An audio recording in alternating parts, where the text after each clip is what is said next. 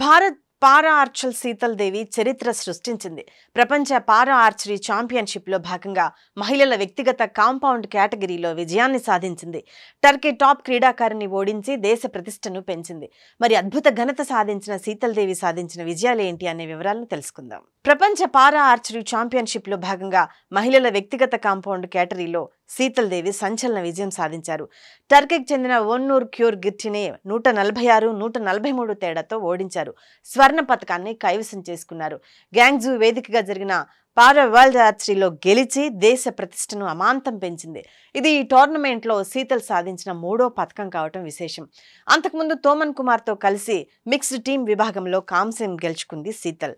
Great బ్రిటన్కు చెందిన జోడీ గ్రిమ్నాజ్ Nathan మార్క్విన్ను 152, 149తో ఓడించింది. అలాగే మహిళల ఓపెన్ టీం ఈవెంట్తో సరితతో కలిసి రజత పతకం సాధించింది.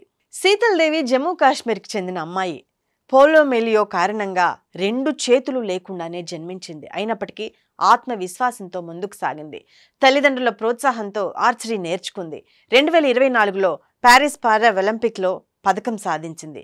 ఈ విధంగా ఎన్నో విజయాలు అందుకున్న శీతల్ తాజాగా వరల్డ్ ఛాంపియన్గా నిలిచింది. అది కూడా 18 ఏళ్ల వయసులో కావటం విశేషం.